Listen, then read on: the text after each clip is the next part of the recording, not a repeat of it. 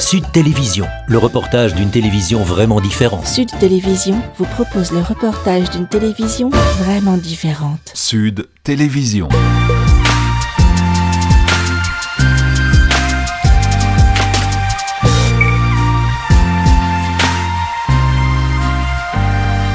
Regardez, cette pauvre petite renoncule que nous sommes tous en train de regarder, elle a quelle couleur?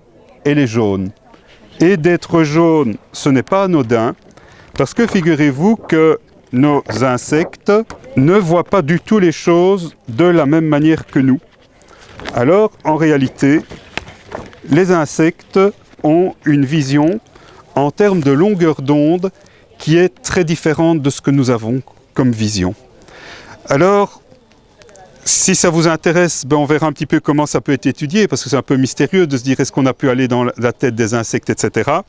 Mais regardez, si vous ne retenez qu'une chose de la visite, c'est le fait que c'est dans le jaune que vous avez les longueurs d'onde qui sont les plus perçues par les insectes. Et maintenant, nous pensons au printemps, et regardez, qu'est-ce qu'on a? On a une cascade de fleurs jaunes. Vous voyez, quand on dit une cascade, c'est une cascade temporelle. Alors, je ne sais pas ce que vous connaissez en plantes, on va faire des petits essais, s'il y en a où ça ne marche pas, c'est pas grave. Vous avez par exemple la renoncule ficaire. Vous voyez, dans nos bois, à un moment donné, on a Anémone nemorosa, l'anémone des bois et la renoncule ficaire. Vous êtes dans le jaune. En fait, on a très peu de renonculacées blanches. Regardez, vous voyez les renoncules. Alors, ça paraît toujours compliqué, les gens qui sont un peu scientifiques, mais en fait, on dit toujours qu'il y a deux grands types de renoncules. Vous voyez les renoncules terrestres?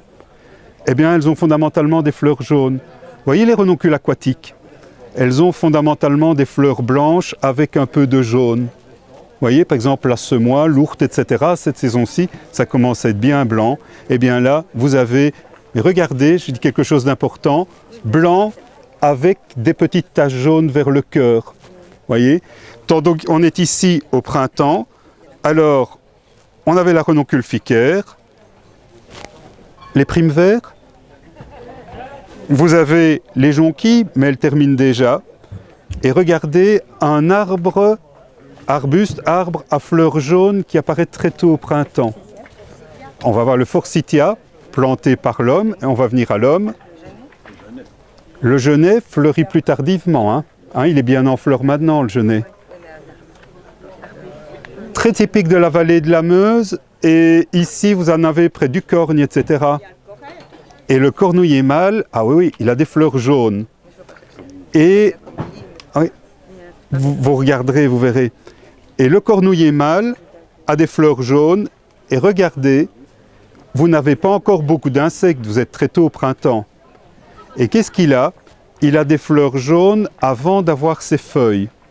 Ayant les fleurs avant d'avoir les feuilles, eh bien ces fleurs avant les feuilles, les fleurs sont beaucoup mieux mises en évidence. Et donc vous regardez maintenant et vous allez vous dire, mais de fait on a une cascade fleurie dans le jaune au printemps et puis par la suite on va passer à d'autres couleurs. Et quand on va passer à d'autres couleurs, on va avoir des rapports variés entre ce qui est l'œil et ce qui est l'odorat, également au niveau des insectes et puis d'autres choses. Tout à fait, là on a le jasmin d'hiver, et alors là j'embraye sur ce que vous dites, madame a parlé du forsythia, du jasmin d'hiver, j'avais parlé des jonquilles, Narcissus pseudonarcissus, eh bien regardez, en fait l'homme, qu'est-ce qu'il a fait? Il a planté en horticulture énormément d'espèces à fleurs jaunes, tout simplement parce que notre regard est aussi sensible au jaune, ça c'est un point commun avec les insectes, et nous égayons notre printemps grâce au jaune. Mais regardez toutes ces plantes, si vous faites un herbier, eh bien vous les mettez en herbier de 15 jours en 15 jours. Et ça c'est quelque chose d'intéressant, c'est que dans l'évolution de la relation entre les plantes et les insectes, eh bien au début, vous n'avez pas beaucoup d'insectes à la fin de l'hiver, vous êtes d'accord? Eh bien, vous n'avez pratiquement pas de grosse concurrence entre plantes pour les agents pollinisateurs. Vous voyez, on distille les floraisons, et en distillant les floraisons, eh bien, on distille les relations de pollinisation. de telle sorte que beaucoup d'espèces n'entrent pas en concurrence en même temps pour se partager les agents pollinisateurs. Mais regardez maintenant en plus, vu qu'elles fleurissent en décalé, eh bien les insectes sont nourris en permanence, si vous voulez, sur un temps plus long. Et donc vous voyez que le temps, c'est un élément important au niveau de la coévolution entre les plantes et les insectes. Et puis on retrouvera ça plus loin, parce que je prends des papillons, je prends les chenilles, et vous avez quoi? Une relation entre le moment où on nourrit des oiseaux au nid et qui est le moment où des chenilles sont disponibles pour nourrir les oisillons. Voyez, de toutes les inquiétudes avec le changement climatique, parce que si vous avez des espèces qui migrent, elles ne vont pas se décaler de la même manière que les espèces nourricières, quelles qu'elles soient. Ça va? Donc vous voyez, il y a cette espèce de mécanique, cette espèce d'horloge tout à fait extraordinaire, donc qui caractérise l'évolution des relations entre les plantes et les insectes. Et alors, en fait, il y a des espèces comme les perce-neige où beaucoup de choses sont misées sur la multiplication végétative. Tu vois? Donc en fait, la vraie écologie des perce-neige, parce que nous on les met dans des jardins, en fait la vraie écologie des perce-neige, on en a un peu dans le parc, hein, pas beaucoup. C'est quoi? C'est dans une prairie en bordure d'un ruisseau. Un sous-bois où il y a un peu de lumière en bordure du ruisseau. Et alors on a ces bulbes qui sont arrachés, et c'est ainsi qu'on a le gros de la dispersion, donc qui va toujours de l'amont vers l'aval. Et donc très souvent des plantes qui sont à floraison, je vais dire à des moments où il n'y a pas encore beaucoup d'agents pollinisateurs, ou bien c'est le vent, hein, parce que le vent est un élément de pollinisation, et on va en voir d'autres, ou bien là on a une grande importance de la multiplication végétative. Hein, donc c'est comme ça qu'on voit souvent des bulbes qui font des bulbilles, etc. On a parlé des couleurs, etc. Je vous ai parlé de formes de fleurs. Et alors regardez, ici je crois que j'ai un assez bel exemple pour vous. C'est ici, je ne sais pas si vous le connaissez, le populage des marais. Caltha palustris, donc c'est une grosse renoncule, si vous voulez, renonculacée, qu'on trouve dans les prairies humides. Il y en a quand même pas mal dans le parc naturel. Donc vous voyez, quand vous voyez de très grosses taches jaunes, ça. Et puis ici, regardez, cela vous montre bien, quand je vous disais un seul plan de symétrie, vous voyez, vous prenez des pensées, des violettes, etc. Vous voyez, il n'y a que là qu'on peut le mettre. Alors, c'est pas aussi simple, mais vous vous dites que très souvent, eh bien, vous allez avoir des visions pour les insectes qui vont se rapprocher de ceci. Vous voyez, vous avez la vision humaine et la vision au niveau des insectes. Hein. Et une des grosses caractéristiques, et c'est pour ça que je me suis arrêté ici, c'est le fait que les insectes, contrairement à nous, voient très bien les UV, vous voyez, les ultraviolets. Et donc nous fonctionnons sur les couleurs, vous voyez de nouveau le jaune qui marque, etc. Mais vous voyez ici que vous allez avoir une zone qui va leur apparaître beaucoup plus sombre, et typiquement les zones où vous avez les ultraviolets. Et regardez ici, quand vous êtes du côté des potentilles, voyez. Et alors je vous ai pris un cas qui est un cas assez extraordinaire. En fait, on a dit qu'ils sont très sensibles au jaune, mais ils ne voient pratiquement pas le rouge. Et donc quand nous voyons un champ de coquelicots, le rouge nous marque, et en fait, eux, ce sont les taches que vous avez ici. Et là, on rentre dans quelque chose d'important. Et par exemple, on se rend compte, quand on est avec des personnes qui sont un peu des pros de tout ça, vous voyez quelque chose qui est très chouette. C'est quand il y a un ensemble de ruches, eh bien de mettre une couleur de référence pour chaque ruche. Vous voyez, on fait des murs de ruches et puis on met du jaune. Eh bien en fait, c'est un peu de la rigolade. Parce que quand les abeilles sont en phase de vol, en fait, c'est très complexe parce que la vision n'est pas du tout la même. Je ne sais pas si vous voyez de loin. Vous voyez qu'il y a toutes des petites structures ici. Donc vous avez des yeux avec des ocelles qu'on appelle des omatidies. Et donc pour le dire simplement, il faut des neurones pour coordonner tout cela. Et en fait, quand l'abeille est en vol et que ce n'est pas vraiment quelque chose de très sensible, on va se dire que c'est un peu comme si elle passait en noir et blanc. Et passant en noir et blanc, eh bien, qu'est-ce qui se fait? Elle utilise peu de neurones, si vous voulez, au niveau de la perception des couleurs. Et donc, c'est la raison pour laquelle, si on veut marquer beaucoup de ruches qui sont côte à côte, eh bien, par exemple, je sais pas, il faut mettre un point d'exclamation, il faut mettre un carré, il faut mettre des formes qui sont des formes différentes parce qu'elles réagissent plus à la forme qu'à la couleur. Tiens, on est passé de fleurs à symétrie radiaire à des fleurs à symétrie bilatérale. Voyez, et la symétrie bilatérale étant une toute autre forme, qui est une forme très, très singulière. Et puis donc, vous reprenez cela et vous vous dites, ben voilà, il y a plein de choses que nous ne voyons pas. Et alors regardez, vous avez ici par exemple, voyez les colzas, les crucifères, les choux, etc.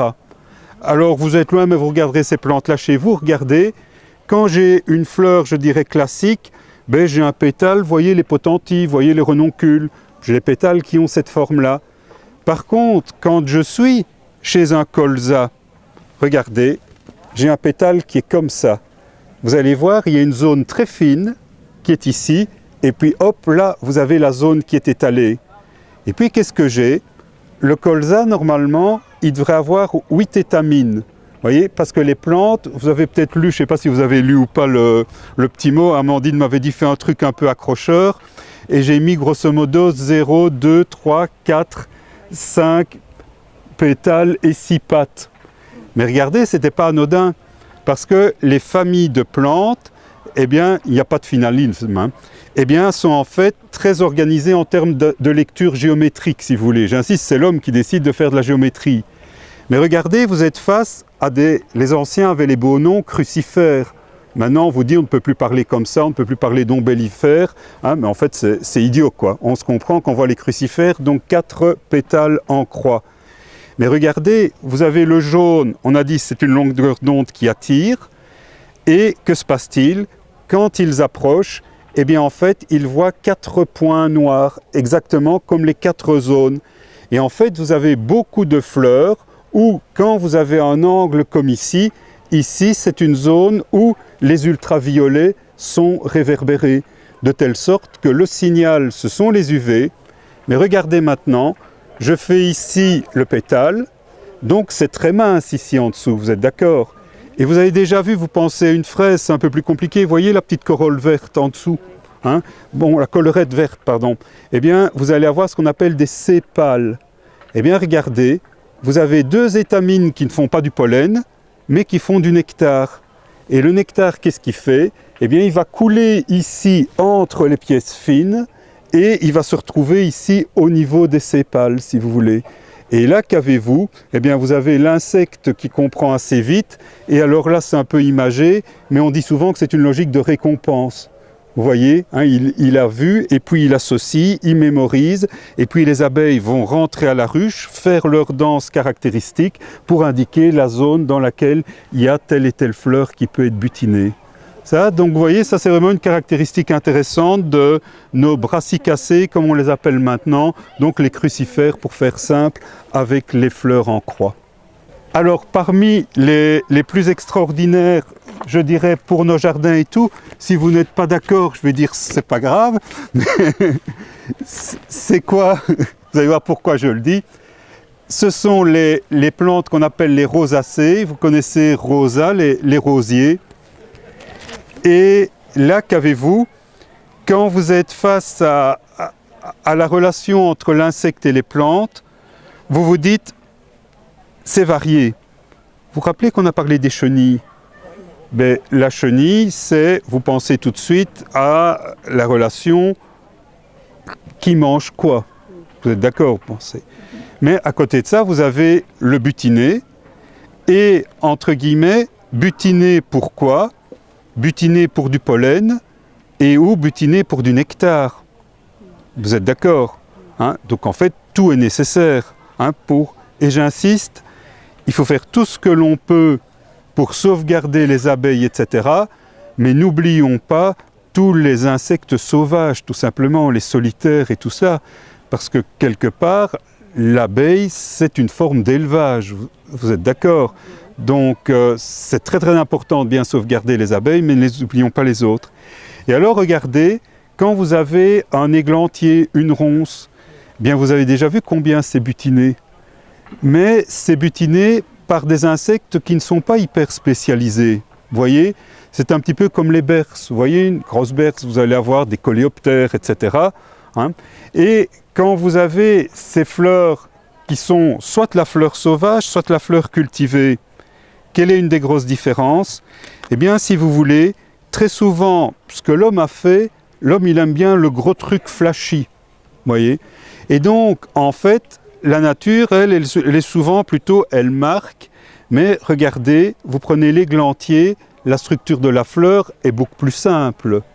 Vous voyez bien, de nouveau, botanique, géométrique, 5 pétales. Vous voyez, vous avez tout basé sur 5 de ce côté-là. Là, tout était basé sur 4. Vous voyez? Et donc, vous êtes là avec cela, et vous rappelez qu'il y a quelques instants, on a vu que chez les crucifères, vous pouviez avoir des étamines non fonctionnelles. L'étamine donne bien du pollen. Mais donc, dans l'évolution, qu'est-ce qu'on a fait? On a produit moins de pollen, on a sacrifié 2 étamines, et qu'est-ce qu'on faisait? On produisait du nectar. Vous voyez? Donc, c'est un transfert de l'énergie. Donc, donner du nectar, c'est fidéliser. Vous êtes d'accord? Tout ce qui est corolle, etc., c'est attirer. Vous voyez? Donc, d'où l'idée de récompense. On vient.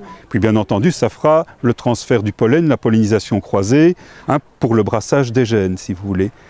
Mais regardez maintenant, quand vous avez des roses très sophistiquées, mais vous ne voyez plus rien là-dedans.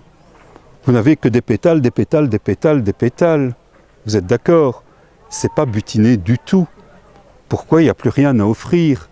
Et c'est quelque chose qu'on va bouturer, etc., pour multiplier. Par contre, si vous aimez bien, et c'est pour ça qu'au niveau du jardin, personnellement, j'y tiens, et Thomas, c'est notre botaniste, si tu n'es pas d'accord, hein, tu le dis à Thomas, ce n'est pas un problème. C'est pour ça que j'insiste souvent sur le fait que ce n'est pas uniquement un jardin de plantes sauvages. Parce que je pense qu'il ne faut pas d'intégrisme, et à un moment donné, on peut très bien avoir envie de sauvegarder notre biodiversité indigène, et de temps en temps envie de se faire plaisir avec autre chose. Et si se faire plaisir avec autre chose, ce n'est pas une plante invasive ou potentiellement invasive, pourquoi ne pas le faire? Il y a quand même cette logique dans l'esprit humain aussi.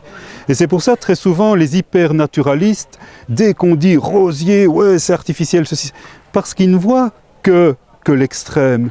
Mais quand vous avez des variétés de roses anciennes, eh bien, qu'avez-vous? Vous êtes souvent dans l'entre-deux, dans ce chemin-là.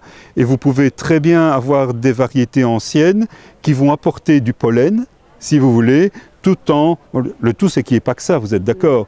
Et donc, une belle manière de faire, bon, il faut un peu de place, c'est à la fin, au bout de son jardin, des choses pareilles, eh bien, avoir une espèce de gradient avec un degré de naturalité de plus en plus élevé, avoir 1, 2, 3 mètres carrés, de nouveau, pas laisser tout envahir comme où il y a trop d'azote par l'ortie, voyez, mais également un roncier, un églantier, etc.